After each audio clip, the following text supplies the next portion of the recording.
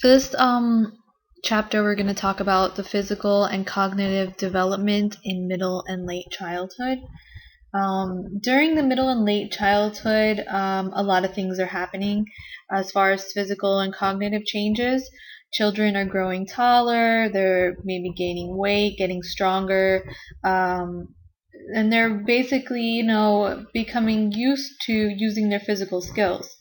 Um, and this period of life ranges from 6 years old to about 11 years old. And it's during this time that certain disabilities may come about that require special attention or intervention, with different strategies like therapy or special education and things like that.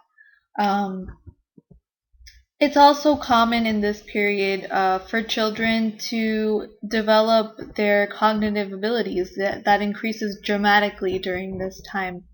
And children's vocabulary and grammar become better during this time as well. Children usually learn to read, and they also can acquire a second language during this time. So learning disabilities learning disabilities are basically one type of disability that an individual can experience, and about 14% of all children from 3 to 21 years old in the United States receive special education or related services for disabilities in general. Um, so, what's a disability? Basically, it's a difficulty in learning that involves understanding or using spoken or written language. And the difficulty can appear in listening, it can appear in thinking, it can appear in the way a child reads or writes or even spells. And 80% of children with a learning disability have a reading problem. Boys are identified with having a learning disability 3 times more frequently than girls are. Um, there's 3 types of learning disabilities that the author of your book goes into, and one of them is called dyslexia. A lot of people have have heard of this before. It's basically reserved for individuals who have a severe impairment in their ability to read and spell. So a lot of times, people with this disability might confuse their letters. They might switch them around, write them backwards, or read them backwards, or see them backwards. Um, Another type of disability is called dysgraphia, and that's a learning disability that involves a difficulty in handwriting. Children with dysgraphia, they might write very slowly, and a lot of times what they write can be very illegible. You won't be able to read it a lot of times.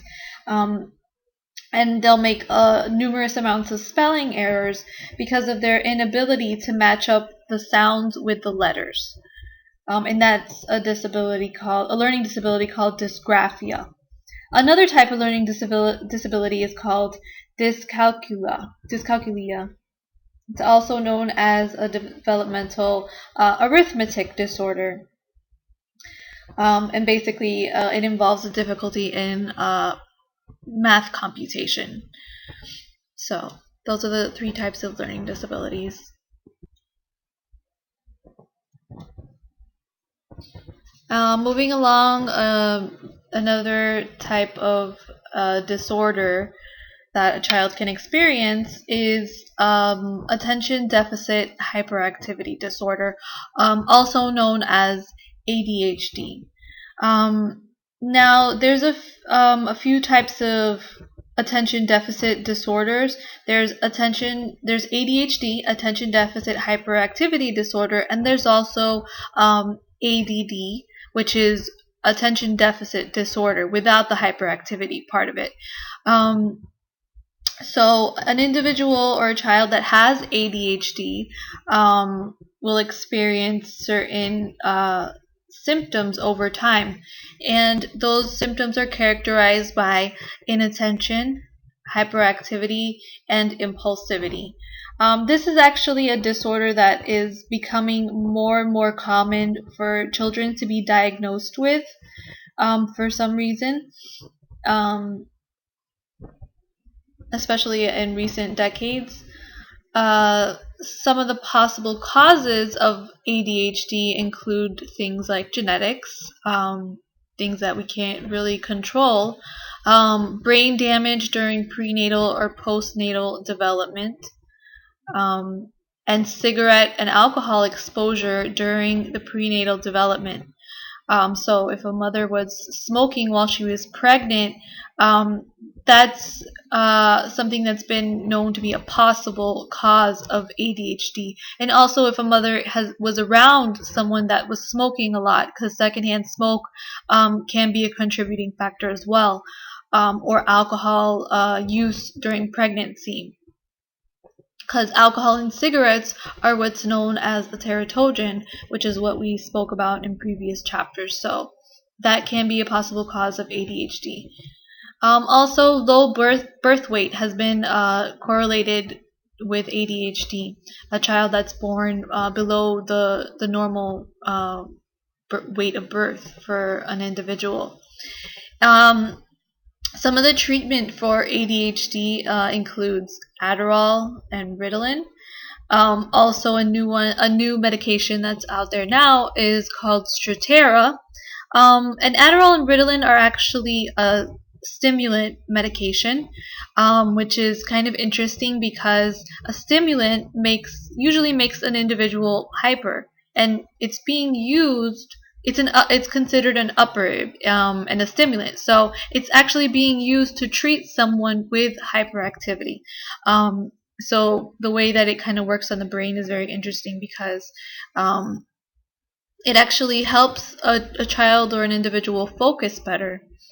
These medications, of course, there are side effects to these medications, and I've seen a lot of children come in to. I used to work at a summer treatment program for children with ADHD, and I've seen a lot of children come in experiencing all kinds of side effects from using Adderall and Ritalin and medication like that. Most of the time, their parents will come in and say that, they can't sleep, they're not eating, things. That's two of the main concerns. And also, they're getting more aggressive. Those are a few side effects of this type of medication. So parents bring their children in and try to use more of a behavioral approach to treating their children, and it's basically a type of therapy, a behavioral management treatment therapy. A lot of times, children or parents will want to have a combination of both medication and therapy, and that has been shown to have high success rates. But just keep in mind that children with ADHD don't really ever get cured from this disorder, as with a lot of other disorders. What happens is they learn strategies to cope with their disorder. So a child with ADHD will have ADHD for the rest of their lives. That they'll just learn different ways to cope with that, and also it's going to manifest itself differently as the child gets older. So a child with ADHD might be jumping off the walls, running up and down on the furniture, wanting to jump off the roof or whatever. But as they get older, that's going to change. You're not going to see, you're usually not going to see a 30-year-old wanting to run around up and down on the furniture and jump off the roof, bouncing off the walls and things like that. So as an individual gets older, it changes. Instead of jumping off the roof, they'll want to maybe tap their fidget with their arms or legs. They'll have a hard time focusing and things like that.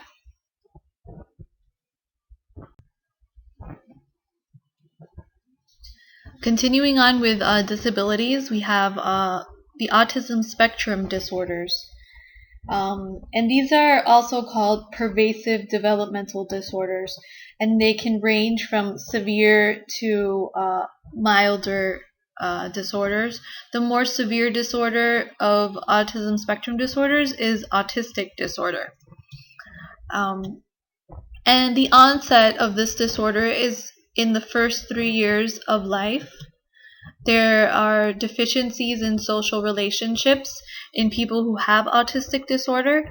So meaning they won't be able to relate to other people in the same way that people without this disorder can relate to other people. So people with autistic disorder usually have problems in like uh, problems with like hugging other people, problems with like shaking hands or touching, maintaining eye contact, and that causes a deficiency in social relationships and having friends and things like that. There's abnormalities in communication, in the way that they speak. Um, they also have a very restrictive or repetitive and stereotyped patterns of behavior. People with this disorder usually show atypical responses to sensory experiences. So, meaning they react differently to the external environment than the way other people would react. So, they might have a fear of something that another person might not have a fear of, and people don't know why, and they'll react a certain way to that specific thing. So if they're afraid of airplanes and they associate that with something else, they might act very strange. They might cover their ears. They might repeat something over and over again, and they might or they might laugh at certain situations that other people might not find funny, and that's an atypical response to the external environment. Then we have what's known as Asperger's syndrome, and that's more of a milder disorder than autistic disorder. Just keep in mind, both of these disorders are on a spectrum, meaning that you can have someone with a very severe case or a very mild case. People with Asperger's usually have a good verbal language, better than autistic. Um, they have a milder nonverbal language problem. They have a restricted range of interests and relationships, so they might be very, very interested in like the weather, or very, very interested in cars or something like that, but not very interested in other things like building social relationships, or going to the park or going to the movies or things like that. And they have very obsessive and repetitive routines, so they'll be doing the same thing over and over and over again. And like I said, they have preoccupations with a particular subject, so they might have a very high interest in baseball, things like baseball scores or things like that. So I want you to just think for a second. How can intelligence be defined? How do we define intelligence? So intelligence is defined as the ability to solve problems and to adapt and learn from experiences. Um, an interest in intelligence has often focused on basically individual differences and assessments. Um, so individual differences are the stable, consistent ways in which people are different from each other. We talk a lot about individual differences in personality and any other domain in life, but it's the domain of intelligence that the most attention has been directed at individual differences. Um, for example, an intelligence test uh, aims to inform us about whether a student can reason better than others who have taken the test. So how do we measure intelligence? we use tests. So in 1904, the French Ministry of Education asked a famous psychologist named Alfred Binet to devise a method of identifying children who were unable to learn in school. School officials wanted to reduce crowding by placing students who did not benefit from a regular classroom teaching in special kinds of schools.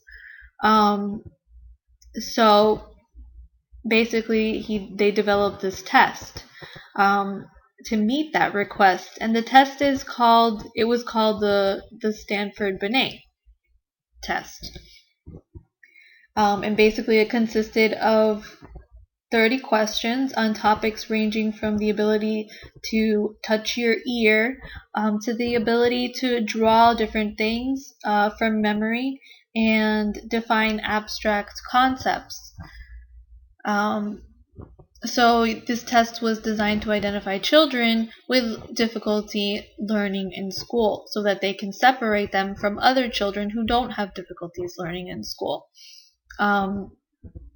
So Binet developed a concept of our mental age, basically an individual's level of mental development in relation to other people's, the normal or the typical range of development for another person of the same age. Then in 1912, a man named William Stern created the concept of the intelligence quotient, and we all commonly know that as an IQ, a person's mental age divided by their chronological age, and then multiplied by 100. So if someone's mental age is the same as their chronological age, then the person's IQ would be 100. And if the mental age is above the chronological age, then the IQ would be more than 100. If the mental age is below their chronological age, then their IQ would be less than 100.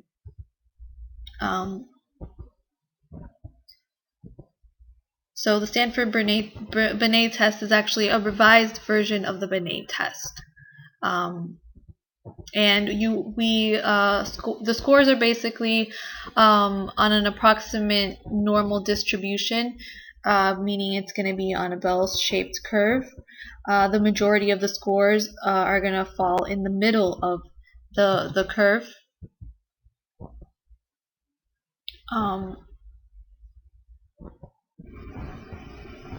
So this is what that would look like. Most of the population falls in the middle range of scores. Notice that extremely high and extremely low scores are very rare. Slightly more than 2/3 of the scores fall between 85 and 115. Only about 1 in 50 individuals have an IQ of more than 130, and only about 1 in 50 individuals has an IQ of less than 70. And this is an example of what a test question on the IQ test would look like. And you basically would have to kind of fit the block into the missing area, and you would choose which one that would be.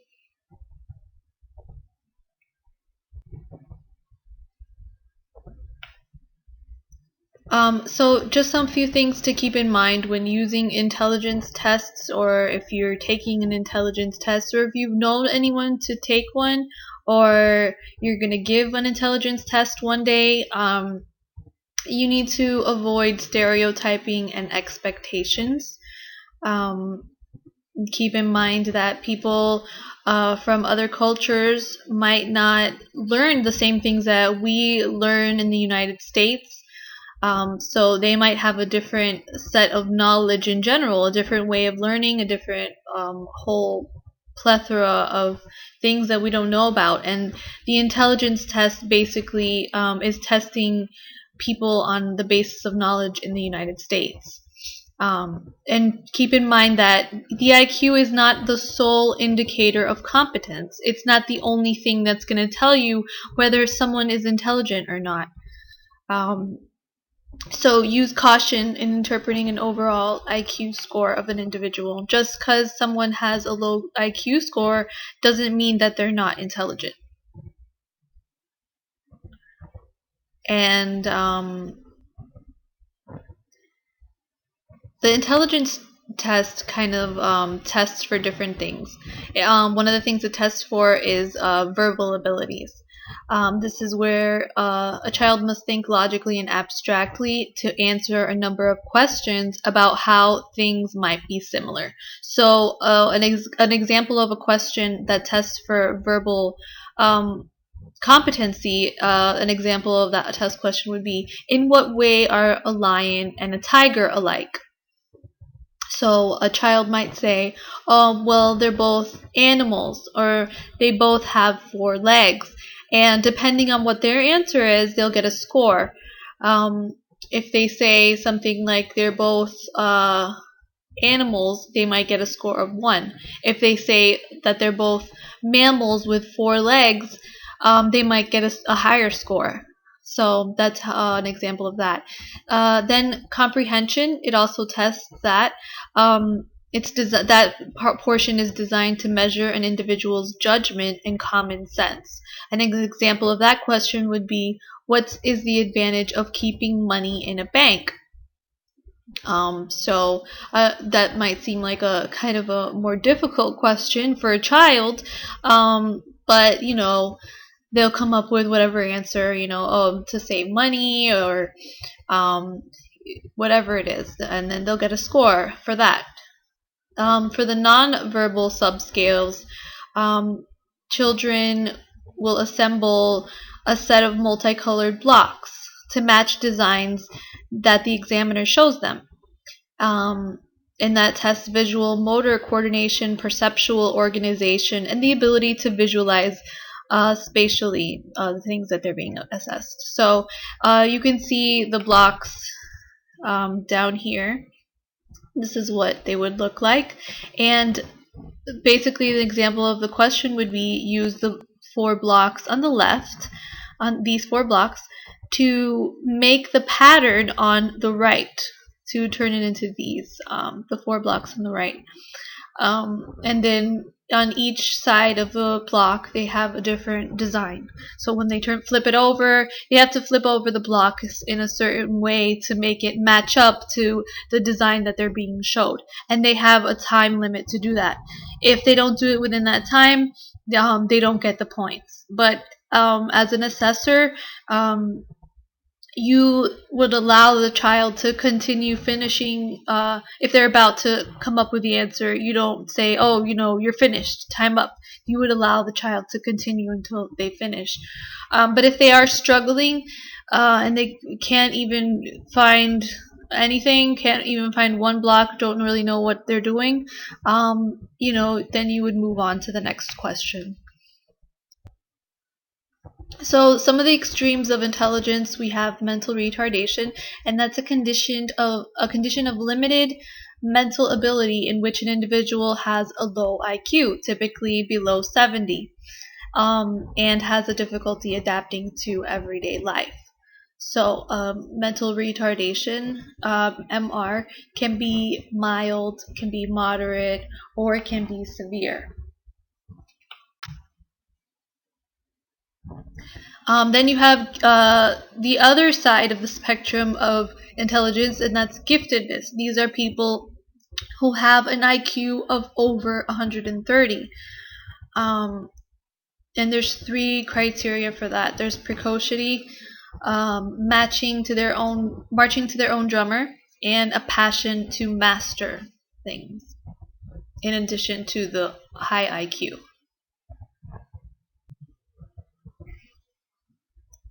Vocabulary, grammar, and metalinguistic awareness. During middle and late childhood, changes occur in the way children's mental vocabulary is organized. And also, so there's a change in the way vocabulary is organized as in addition to the way grammar skills are organized. In metalinguistic awareness, the knowledge about language it improves significantly during elementary school years.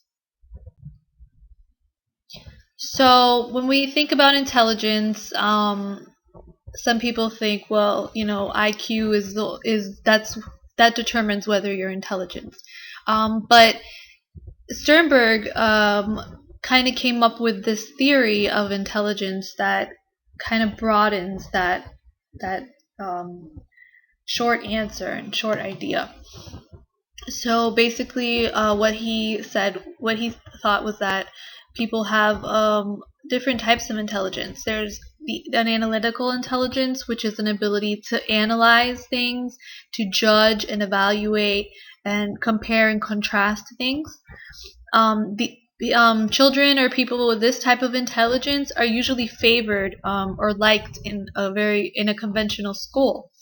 So a conventional school meaning you get taught something, and you're gonna basically the child's gonna take a test and write up things. They do well under direct instruction, so lectures and tests and things like that, and that's a very conventional schooling method, where children and even young adults or whoever's in school, even you might if you have a very high analytical intelligence, you may do well in these types of settings. Then you have a creative intelligence, and that's the ability to create new things, design things, invent something, imagine things. And children with this type of intelligence, or people in general, usually give unique answers instead of a very standard and conformist answer. So if a teacher asks a child who's very creative and imaginative, they're going to give an answer that's completely different from the rest of their peers. Then we have practical intelligence, and that's the ability to use, apply, and implement ideas into practice. So that's going outside of just learning and reading and theorizing. It's actually putting all the stuff that you learn and theorize into action, into an active state. People with this type of intelligence often do not relate well to the demands of conventional schooling, so the lectures and objective tests. They may have good common sense and social skills. So people with this type of intelligence are going to be good relating to other people a lot of times. So continuing on the types of intelligence, another famous theorist, his name is Gardner. He continued it on to even more than just those three types of intelligence, and he came up with eight different what he calls frames of mind. And the first one is verbal. And people with a verbal frame of mind have the ability to think in words and use language to express meaning. So people with a verbal frame of mind are usually those types of people that end up to be authors, journalists, and speakers. People with a mathematical frame of mind usually have the ability to carry out mathematical operations, and usually end up pursuing careers like engineering and accounting. Those careers require a high level of math. Then you have people with spatial frames of mind, and those people have the ability to think three-dimensionally. And people usually do well as architects, artists, and sailors with this type of frame of mind. Also, just keep in mind that when Gardner came up with this idea of the 8 frames of mind, that doesn't mean that a person will only have one of these and not the others. What it means is what he came up with is that everyone has all 8 frames of mind, and it's just that some of these are higher in some people than they are in others. So An individual might be extremely verbal, have a verbal frame of mind. They are also will have the mathematical frame of mind, but it might not be as intense as the verbal. Bodily kinesthetic is another type of frame of mind, and that's the ability to manipulate objects and be physically adept. So people with this frame of mind tend to be surgeons, dancers, athletes. People with a musical frame of mind tend to have a sensitivity to pitch and melody, and they have a good sense of rhythm and tone. And people that pursue that usually have a high musical frame of mind tend to be composers and musicians. They also tend to be sensitive listeners. Interpersonal is the next frame of mind, and that's people with the ability to understand and interact effectively with other people. And a lot of people with this frame of mind will be successful teachers and mental health professionals, like counselors. And then another frame of mind is intrapersonal, and that's different than interpersonal, because intrapersonal is the ability to understand oneself, the ability to understand yourself.